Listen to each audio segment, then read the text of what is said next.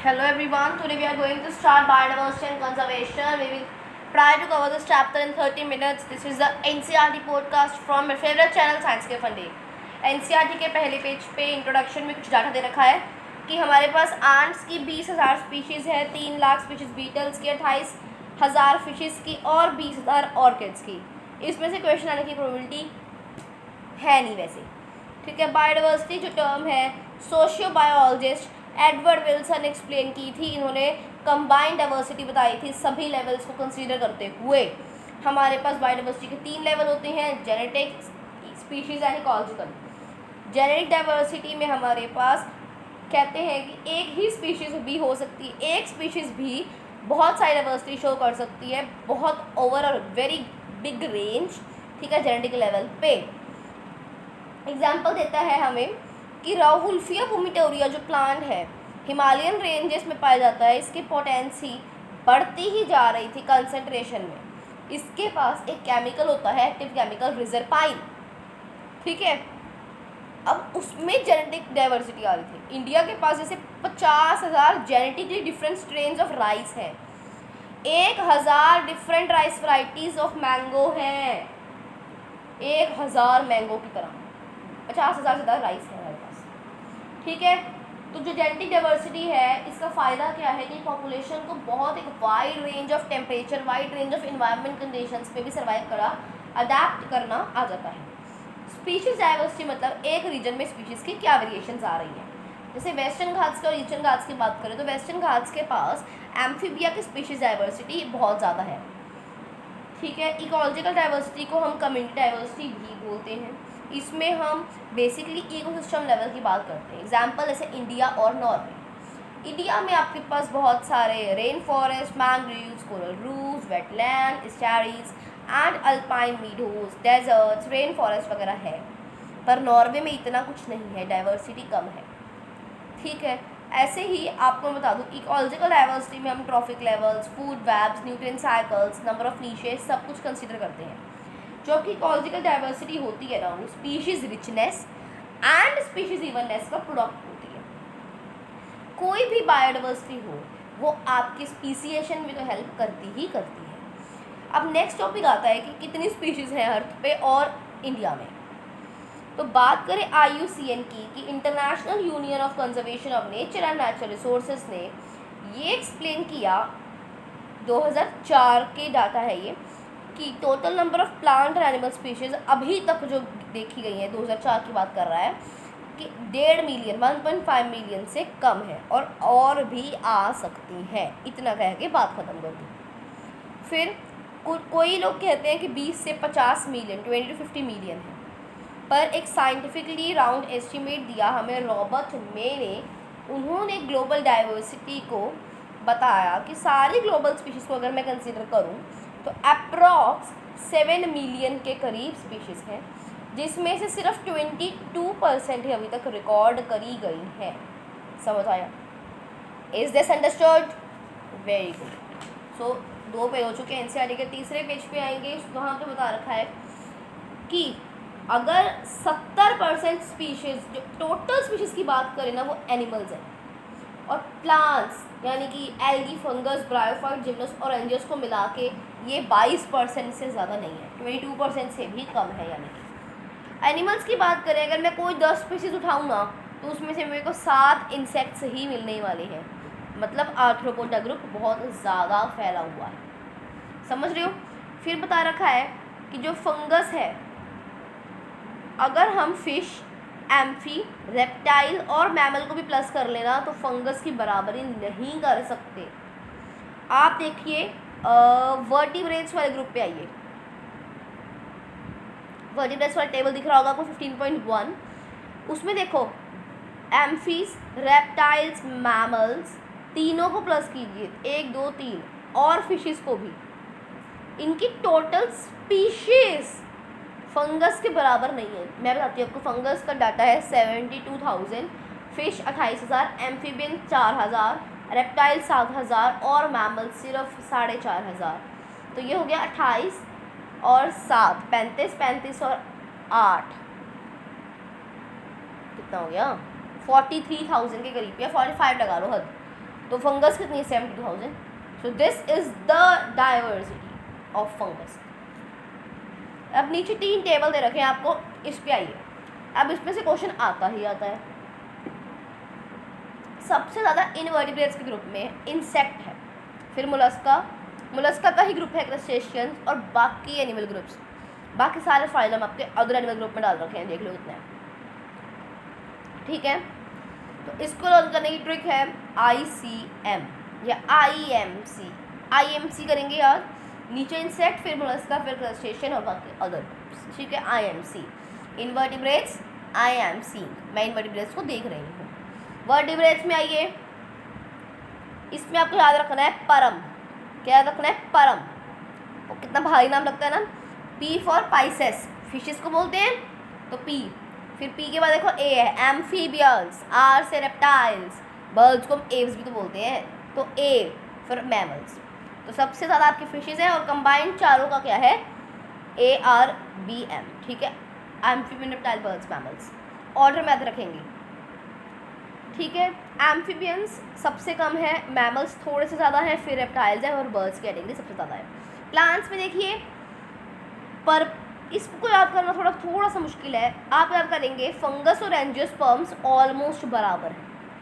ठीक है, तो क्या करेंगे याद? मैं फिर से आम लेने, मॉसेस, फर्न्स, एंजियोस, लाइकन्स. मैं फिर से आम लेने अली के पास फुंगा गई. फुंगा एक बाजार है. ठीक है, फंगाई ऐसे लगा दो. ठीक है, मॉसेस, फर्न्स, एलिज, एंजियोस, लाइकन्स, एल्गे और फंगाई. और वो तो आप हिसाब लगा ही लोगे अब कौन सा कौन वाला है. ठीक है, चलो आगे.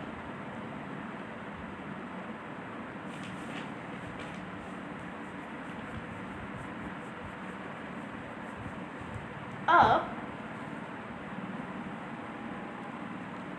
जो नीचे वाला पैरा है ना, उसमें बता रखा है आपको, और उससे अगला पैरा भी. मैं दोनों को एक साथ लेकर चल रही हूँ. तो नीचे वाले पैरे में एक प्रॉब्लम बताई हुई है कि कन्वेंशनल मेथड्स जो बकवास थे. ये जो कन्वेंशनल मेथड्स हैं वो इसलिए सूटेबल नहीं थे या क्यों बकवास थे, मतलब उनको इतना अच्छा हमें नहीं मानते क्योंकि वो माइक्रोबियल स्पीशीज़ और आइडेंटिफिकेशंस को तो गिनते ही नहीं थे. क्योंकि जो स्पीशीज़ है ना, इतने ज़्यादा लेवल पे स्पीशीज़ है वो तो. ठीक है, क्योंकि माइक्रोबियल स्पीशीज़ लैब कंडीशंस पे पाई जाती है, कल्चरेबल होती है. ठीक है, एक्चुअल में नहीं पाई जाती, हम खुद उगाते हैं, ये उनका कहना था. ठीक है, अब हम बायोडाइवर्सिटी इंडिया की बात करेंगे. नेक्स्ट 261 पेज पे जो पैरा है उसमें बताया था. इंडिया को 10 बायोजियोग्राफिकल एरियाज में डिवाइड कर रखा है. इंडिया के पास 2.4% ऑफ वर्ल्ड का लैंड एरिया है, जिसमें से टोटल वर्ल्ड में 8.1% हमारा इंडिया कॉन्ट्रीब्यूट करता है. It's a very impressive data. ठीक है, हमारा India 12 mega diversity countries of the world में आता है. हमारे इंडिया में plant species 45,000, animals 91,000, approximately twice. Right, plant species जो है बेसिकली मैं कह सकती हूँ रॉबर्ट मे के अकॉर्डिंग उसने क्या कहा था 22% स्पीशीज़ रिकॉर्डेड है. तो अगर हम कुछ फिगर्स वगैरह देखें तो प्लांट स्पीशीज़ अप्रॉक्स 1 लाख लगा लो और एनिमल की अप्रॉक्स 2.5-3 लाख लगा लो. ठीक है, ये अभी डिस्कवर होनी बाकी है. ठीक है, फिर बताता है कि नेचर की बायोलॉजिकल जो लाइब्रेरी है इतनी जल्दी बर्न हो रही है कि जब तक अभी हम इंडेक्स बना रहे होंगे बुक का, कि हम मतलब अभी उनको गिन रहे होंगे क्या क्या है, तब तक तो वो ख़त्म हो भी चुकी होंगी जब तक हम उनको कैटालॉग करेंगे. नेक्स्ट है पैटर्न्स ऑफ बायोडाइवर्सिटी. ये हमारे पास 2 तरह के हैं, लैटिट्यूडल ग्रेडियंट और species area relationship. Latitudinal gradient में आपको थोड़ा सा लर्निंग पार्ट है, बाकी मुझे लगता है आपको याद हो गया होगा. एट द एंड हम सारे चैप्टर का सार भी ले लेंगे. लैटिट्यूड ग्रेडियंट क्या होता है? इक्वेटर पे सबसे ज़्यादा बायोडाइवर्सिटी पाई जाती है, पोल्स पे कंपैरेटिवली कम होती है. ठीक है, तो चलो शुरू करते हैं. एग्जाम्पल्स दे रखे हैं कुछ, उससे समझेंगे. सबसे पहले एग्जाम्पल है कोलंबिया. इक्वेटर के पास है, वहाँ पे 1400 स्पीशीज ऑफ बर्ड्स पाए जाते हैं. और न्यूयॉर्क जो कि टेम्परेट एरिया है वो 105 स्पीशीज़, और ग्रीनलैंड में कुछ 56 स्पीशीज़ पाई जाती हैं। तो हम जैसे इक्वेटर से दूर जाएंगे स्पीशीज़ डाइवर्सिटी कम होगी। एक पॉइंट अंडरस्टूड, ठीक है। ये आपको कौन ये नहीं पूछता 41 डिग्री 79 डिग्री, ठीक है। ये चलो सेकेंड एग्जाम्पल है, इंडिया की जो ट्रॉपिकल एरिया है उसमें 1200 स्पीशीज ऑफ बर्ड है, क्योंकि इंडिया इक्वेटर से थोड़ा सा दूर है, एज ऑन कोलंबिया इक्वेटर पे है। क्लियर। चलो सेकेंड एग्जाम्पल है इक्वेडर की। जो इक्वेडर है उसमें 10 टाइम ज़्यादा स्पीशीज है मिडवेस्ट के टेम्परेट फॉरेस्ट से। यूएसए में फॉरेस्ट है मिडवेस्ट में टेम्परेट फॉरेस्ट, उससे ज़्यादा जो 10 टाइम्स प्लांट्स पाए जाते हैं आपके ट्रॉपिकल रीजन में इक्वेडर में, ठीक है। ट्रॉपिकल अमेज़न फॉरेस्ट की बात करें, बहुत बार क्वेश्चन आया है, सबसे ज़्यादा अर्थ की बायोडाइवर्सिटी यहीं पाई जाती है। 40,000 स्पीशीज़ प्लांट्स की, 3,000 फिशेज़ की, 1300 बर्ड्स की। क्वेश्चन जिस पे आएगा 427 मैमल्स की, 427 एम्फीबियंस की और 378 रेप्टाइल्स की, और 1.5 लाख से ज़्यादा, मतलब 125,000, ठीक है, से भी ज़्यादा आपके इनवर्टिब्रेट्स की, और 2 मिलियन अप्रॉक्स इंसेक्ट्स, ठीक है। फिर आता है बायोडाइवर्सिटी टॉपिक्स में ज़्यादा क्यों है, क्योंकि स्पीसिएशन जो होती है ना हमेशा टाइम के अकॉर्डिंग होती है, हर चीज़ टाइम मांगती है।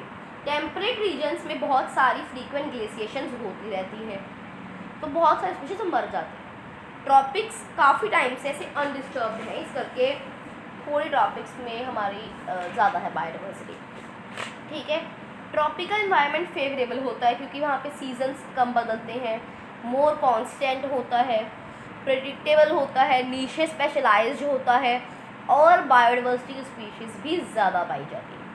ट्रॉपिक्स में सोलर एनर्जी ज़्यादा होती है एज़ कम्पेयर टू टेम्परेट्स, ठीक है, और हमारे प्रोडक्टिव ज़्यादा होते हैं। Species area relationship, species area relationship में हमारे पास साइंटिस्ट हैं अलेक्जेंडर वॉन हेमोल्ट, जो एक जर्मन नेचुरलिस्ट एंड जियोग्राफर थे, ठीक है। इन्होंने एक्सप्लोर किया साउथ अमेरिका के जंगलों को। Clear.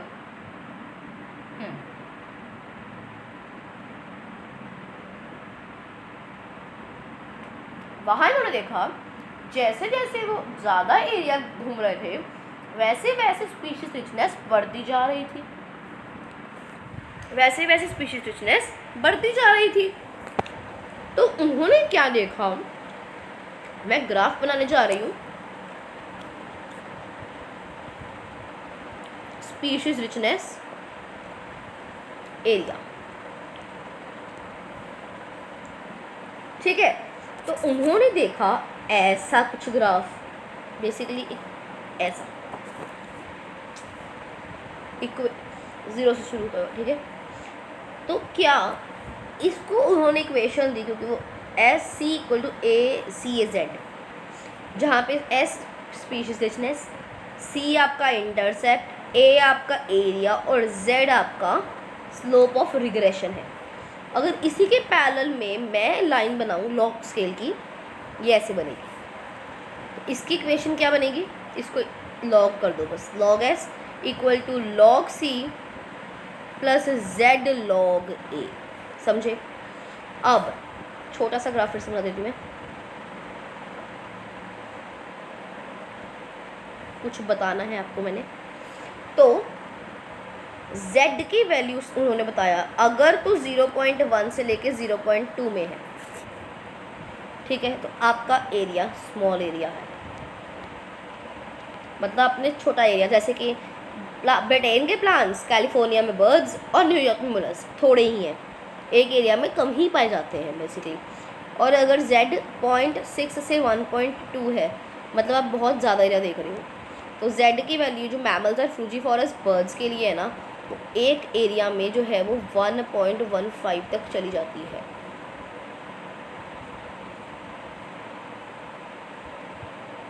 This is for फ्रूजीफोरस birds, ठीक है, फ्रूजीफोरस। Z क्या होता है आपका स्लोप, ठीक है। तो मैं आपको यही एक्सप्लेन करना चाह रही थी। और ये जो ग्राफ हमने बनाया एक सेकेंड रुकिए।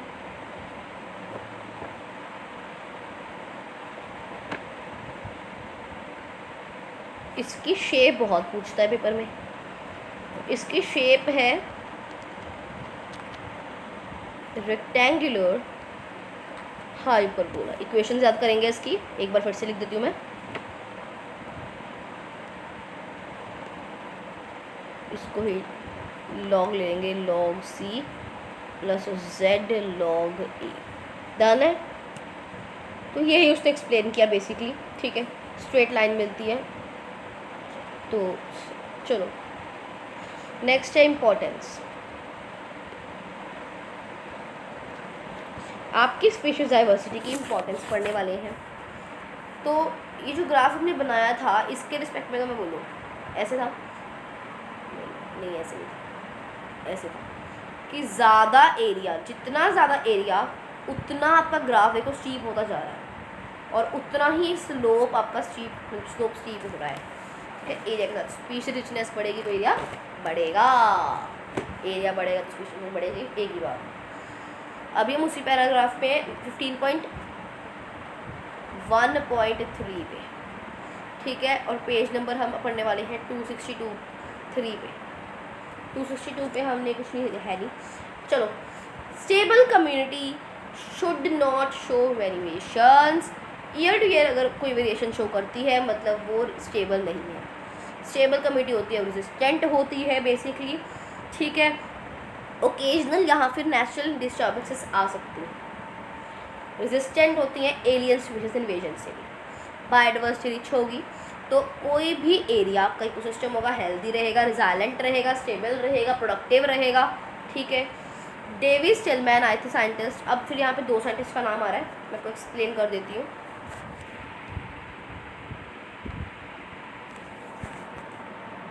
ठीक है, नेक्स्ट है डेविस टिलमैन। डेविस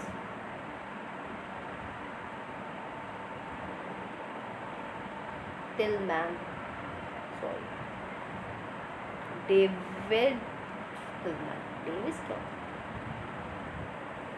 ठीक है। डेविड टिलमैन आए, इन्होंने आउटडोर प्लॉट्स पे एक्सपेरिमेंट किए और बताया कि सारे एट्रीब्यूट्स जिसकी हमने बात की अभी, प्रोडक्टिविटी, स्टेबिलिटी, रिजाइलेंटी, रेजिस्टेंटी, ठीक है, ये सारा कुछ स्पीशीज पे डिपेंड करता है। अगर एक प्लांट है, ठीक है, अगर एक प्लांट है वहाँ पे ये एरिया था प्लॉट, ठीक है, यहाँ पे बहुत सारी स्पीशीज़ है आपकी, ठीक है। यहाँ पे ईयर टू ईयर जो वेरिएशंस है ना, ये जो वेरिएशंस है वो कम होगी, बहुत ज़्यादा कम होगी, ठीक है। और डाइवर्सिटी बहुत ज़्यादा लोग हैं तो डाइवर्सिटी बहुत ज़्यादा होगी, और प्रोडक्टिविटी भी बहुत ज़्यादा होगी। क्लियर? ये आपका जो है, ठीक है, छोटी 3 लाइनों में लिखा हुआ है। तो आपका जो डेविड टिलमैन है ये सिर्फ एक लॉन्ग टर्म इकोसिस्टम की बात करता है। इसको इस वर्ड याद रखना, बस कुछ ना याद रहे, लॉन्ग टर्म इकोसिस्टम, खत्म, ठीक है। यही वर्ड उसका इतना खास था। उसके बाद आता है आपका पॉल एहलरिच। इसकी कहानी पर्सनली मेरे को अच्छी नहीं लगती है, ठीक है। इन्होंने इकोसिस्टम को माना एरोप्लेन, ठीक है। ये मैं एक गट्टिका सा एरोप्लेन बना रही हूँ,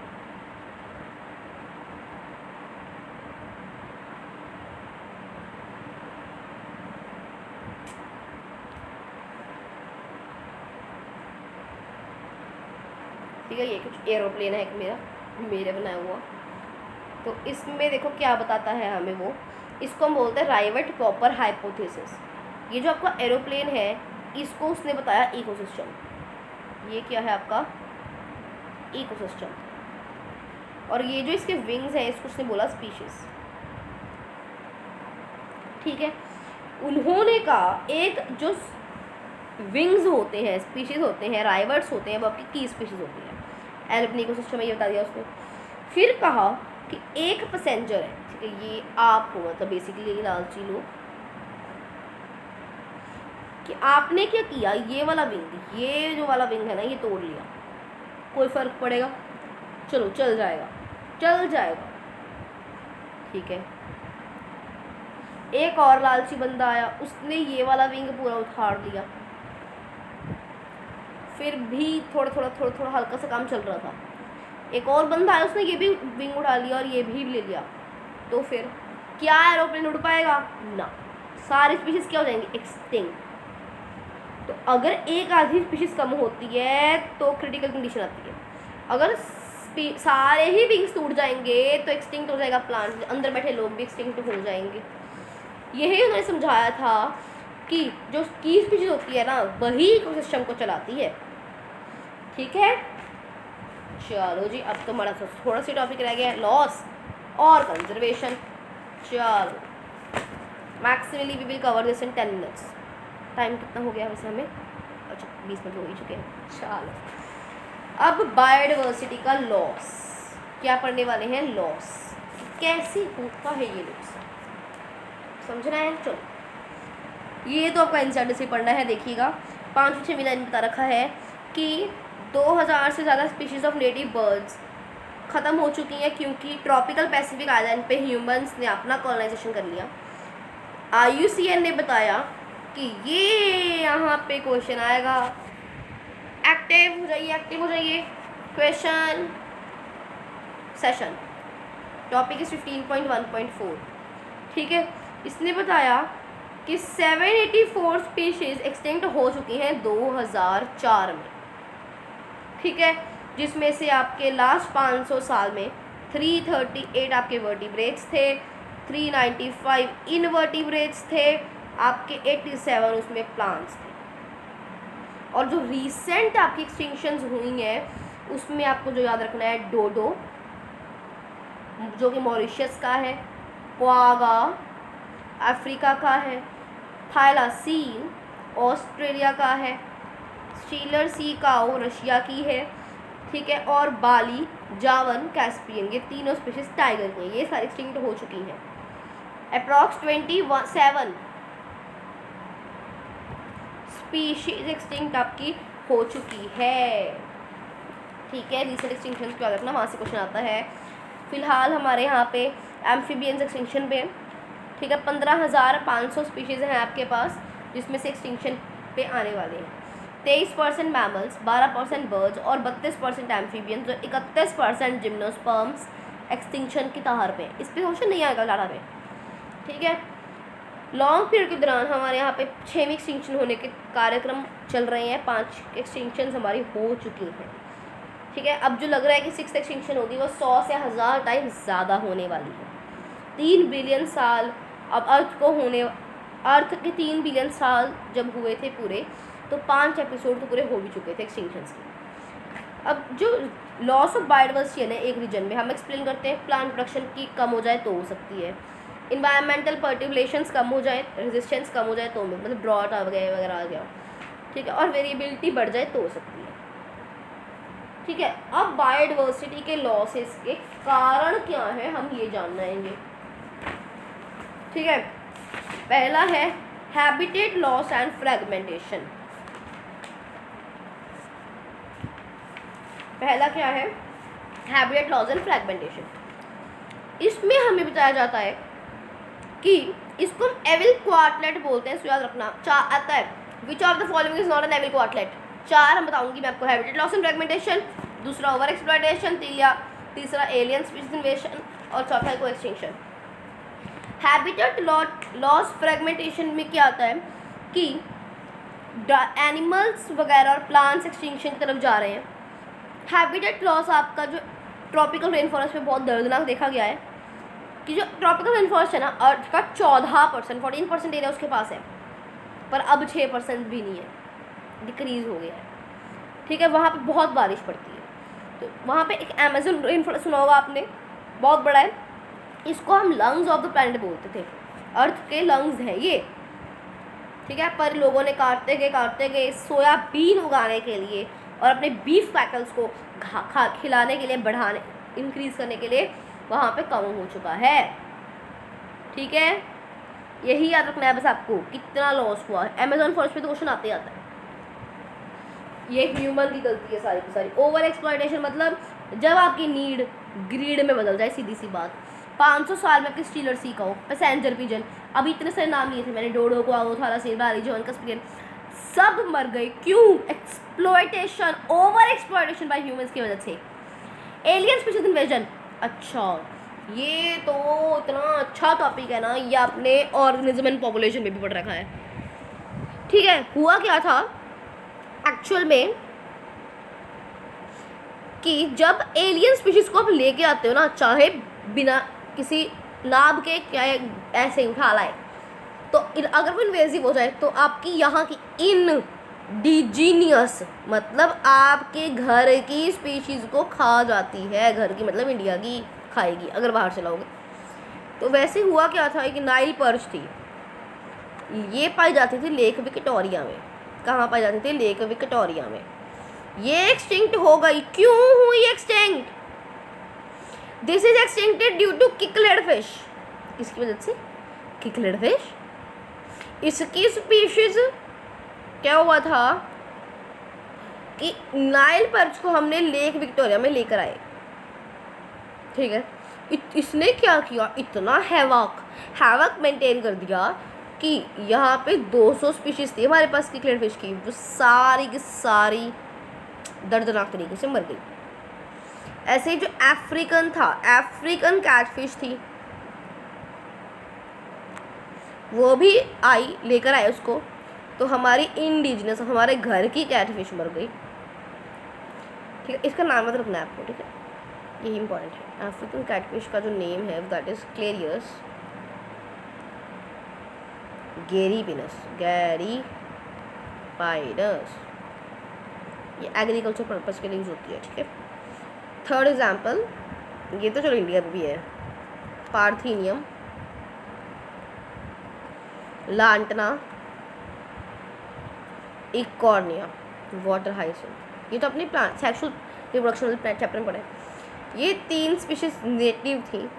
जब ये आई तो इन तीनों ने किया हैवक क्रिएट। ये हमारे वीट के साथ आई थी, इसको सुंदरता की वजह से लाया गया था। को एक्सटिंक्शन,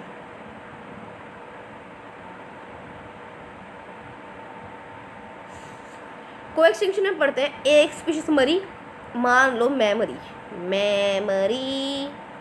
नहीं, किसी की माँ मरी।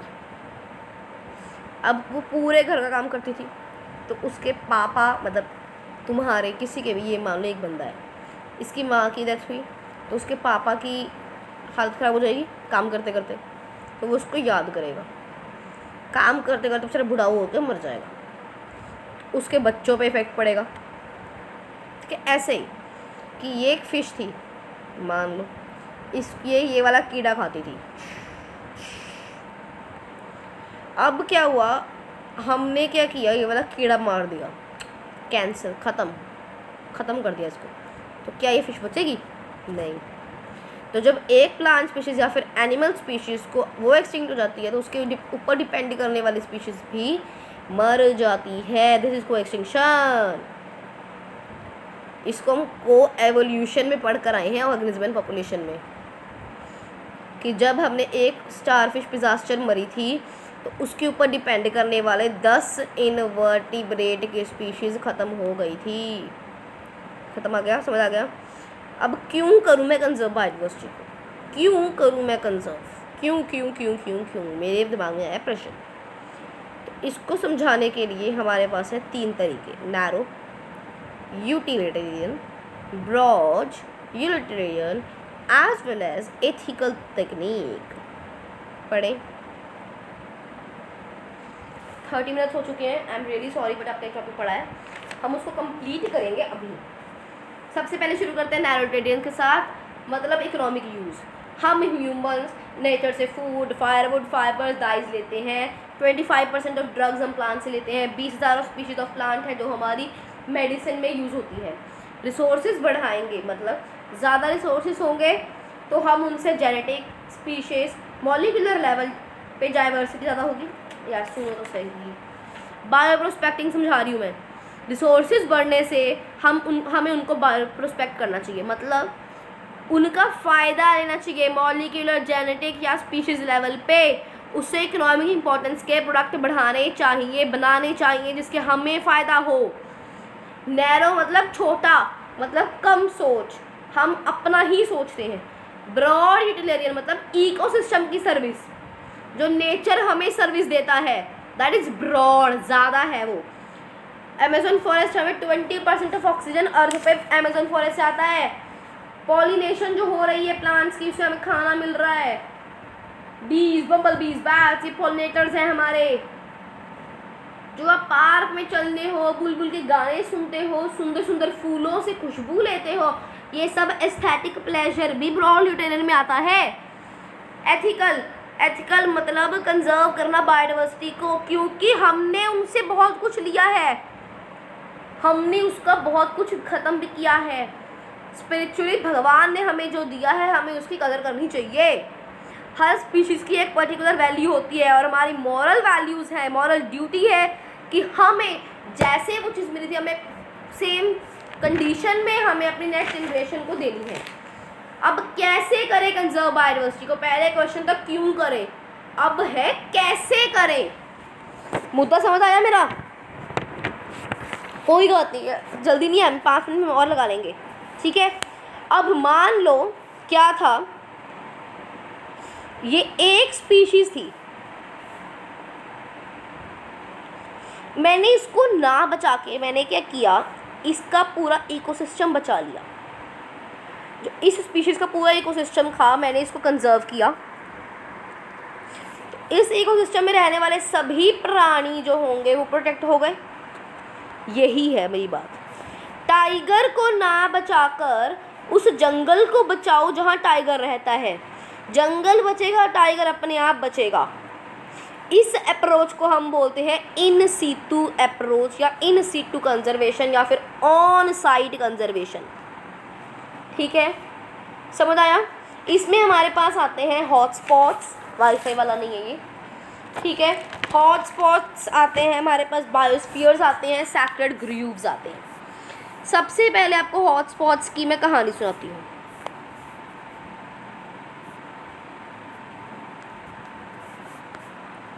इन सिटू कंजर्वेशन में आती है, याद रखना, प्रोटेक्शन उस जगह पे करनी। यहाँ पे एंडेमिज्म बहुत ज़्यादा थी, ये इस पे वर्ड पे क्वेश्चन आता है।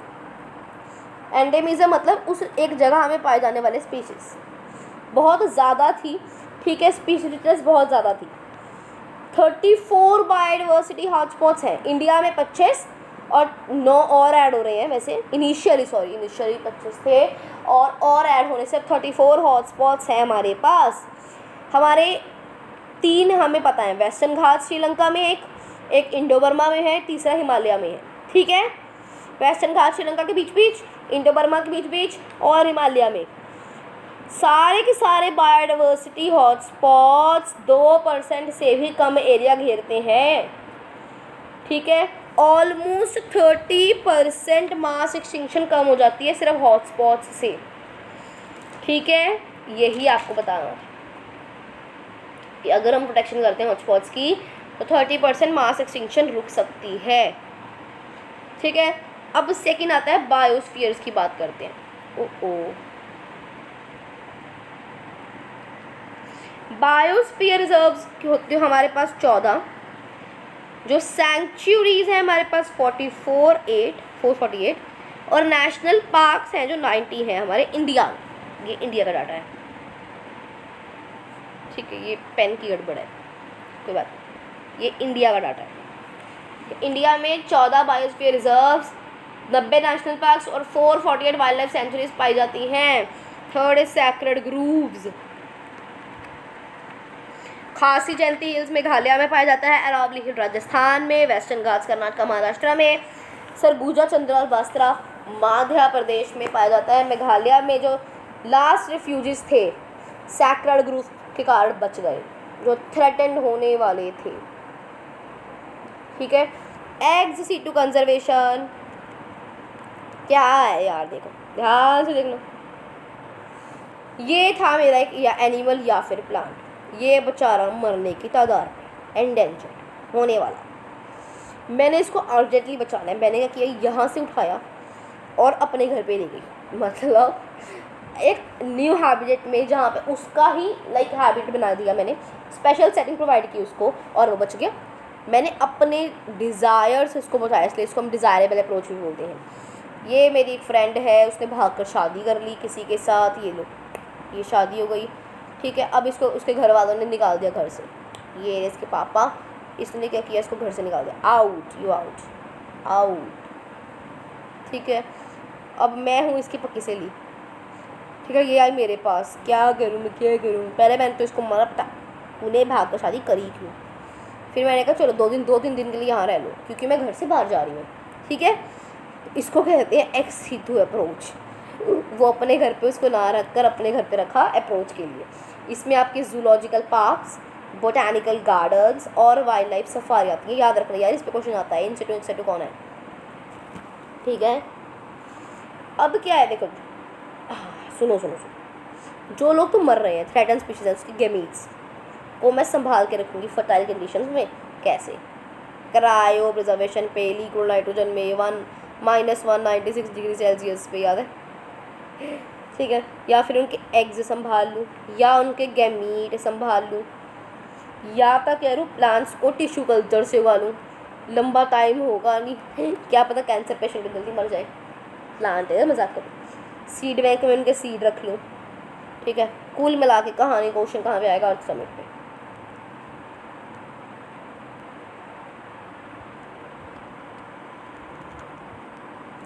अर्थ समिट अभी पहली हुई थी 1992 में, रियो दी जेनेरियो में।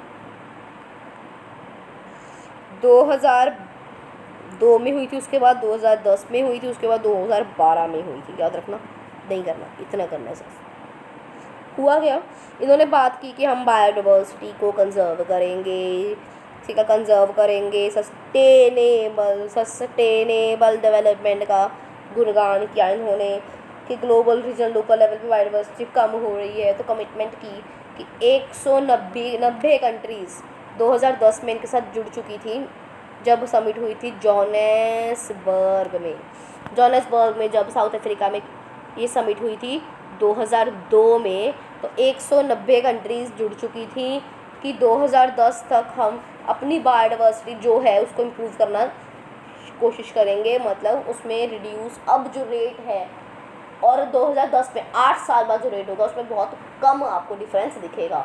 मतलब हम उसको एक्सप्लेन करेंगे। मान लो 2002 में आपके पास थी सिर्फ 18% बायोडाइवर्सिटी बची हुई थी, सिर्फ मान लो वर्ल्ड की, तो 2010 में हम उसको 19% से ज़्यादा नहीं होने देंगे, या 18% से ज़्यादा, हद 18 से 20 हो जाएगी, इससे ज़्यादा हम नहीं होने देंगे। क्यों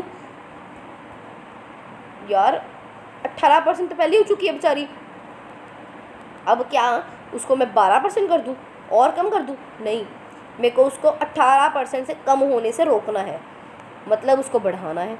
रोकना है मतलब बढ़ाना है, ठीक है। So this was all about your chapter. So we have successfully completed biodiversity. Practice करना है इसके क्वेश्चन, असाइनमेंट चाहिए हो तो इसी चैनल के नीचे कमेंट कर देना। 40 मिनट में चलो चैप्टर हुआ, पर अच्छे से हमने किया। हमने सभी एनसीईआरटी लाइन्स कवर करनी है, आपको एनसीईआरटी पढ़ने की कोई ज़रूरत नहीं है, सीधा लगाओ क्वेश्चन। धन्यवाद।